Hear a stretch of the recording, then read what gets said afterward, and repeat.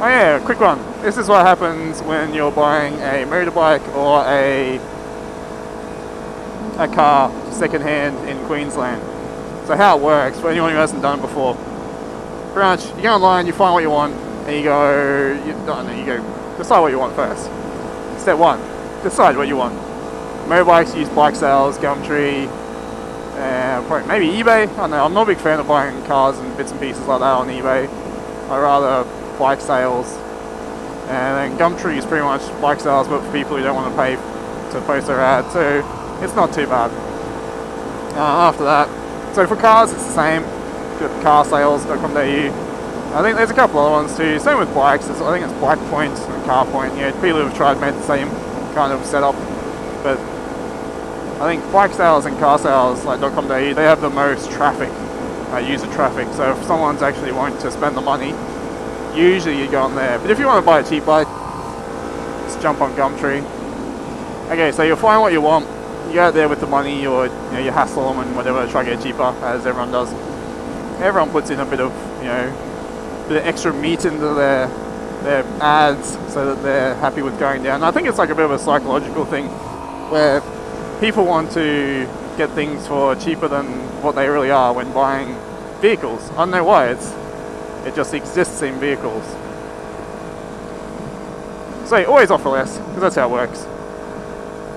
Unless something's really well priced and whatever. Anyway, so you come to an agreed price, and then you have to pay for it, right?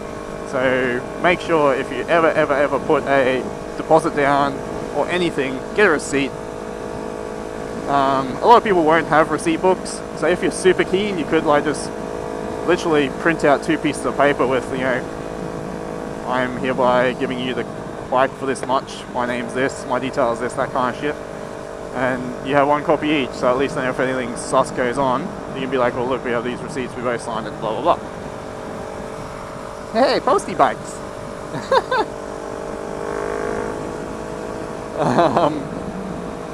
So if you put a deposit down, because sometimes people don't have roadworthies and they don't want to hold shit for you, so you put a deposit down so they don't flog it off to the next person who rocks up. And if you need to get the money out, your ATM doesn't let you withdraw, $4,000 in one hit, or you have like a daily limit or something like that, so you can see that kind of shit up. Best case is you rock up with the money you need, and also best case is hopefully they have a roadworthy already. So I guess that's kind of the next step. For the person selling the car, like if they're selling it with a roadworthy, it has to have a roadworthy certificate. There's a lot of places out there who will actually come to your house or workplace or whatever and perform the roadworthy there, because it's really nothing like. Yes, they do test, they check a lot of things, but a lot of it, you don't even need to jack cars up. With motorbikes it's even easier. They don't have to do shit. So you get a roadworthy for 50 or 100 bucks, something like that. Yeah, then you get the forms off the Queensland Transport website. You just print them out. You get, I think it's 3 forms. One's for the person selling it, and 2 are for you, being the buyer. You have your 2 bits of paper. They have 1. It's just all your details, so like your registration number, not your registration, all the details of the car or bike being sold, and then the license and address and contact details for the people either buying or selling. Once you get that and you say yes, it's been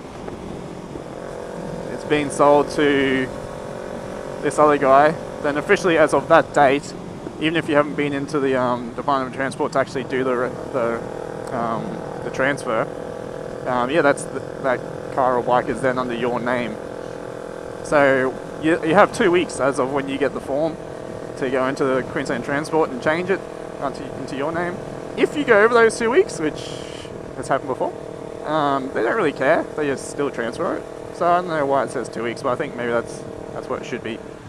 They pretty much have the seller gets the form so that if you take off on this motorbike, it's still under his name, and if I get speeding tickets, they're going to go to his place, and he can just go, well look, it's got sold on this date, and they use that form.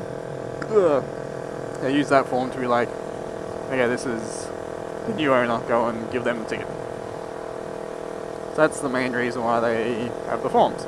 Same with insurance. So right now, Actually, it's probably real bad. We haven't done anything with insurance for this thing yet. So if I bin it right now, we're fucked. So yeah, you shouldn't do that. You should try to tee up insurance. But then again, being a Lambs bike and only under $4 grand, it might not be worth it. It all depends on what insurance is worth. Because you'd want to get full comprehensive insurance on this kind of thing. Because if anything's going to happen, you're going to stack it by yourself, and no one else will be involved. Most likely anyway. Which means you need full comp always. Nothing else is going to cover you. Okay, so you got the roadworthy, you got all the forms, you go in and you change into your name. There's one kind of hidden feature of the form. It's completely not hidden, but there's a thing there called, I think it's dutiable value or something like that. Effectively, the Queensland Transport, or the Department of Transport, whatever, uses that to calculate how much stamp duty you're going to have to pay. So as long as that value, following all the rules, that value is what you paid for the bike or car or whatever. As long as that value is reasonable, so let's say you could probably pick up one of these, like a bucket one, for $1,000. You could say this was $1,000, and then you don't get charged as much stamp duty. Whereas if you say it's $50, they'll be like, what the fuck? Like if you bought like that BMW in front of us, if you bought that second hand and went, yeah, I got it for $1,000, they'd be like, no you didn't, and you get in a lot of trouble. But yeah, there's a quick way to save a little bit of cash, and you know, they're going to get it all back in other bullshit revenue raising situations anyway, so meh. So anyway, that's kind of the overview.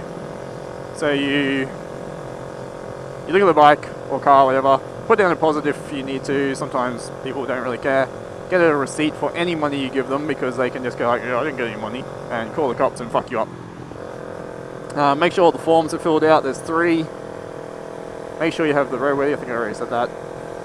And yeah, make sure you try convert it back into your name within 2 weeks, and then it's effectively, like, it's officially your bike or car. Go and have fun. Oh yeah, another thing, insurance. Make sure you tee up insurance, or get a professional driver / rider to ride your bike. But I'm gonna fucking stack it now I've said that. Yeah, have fun.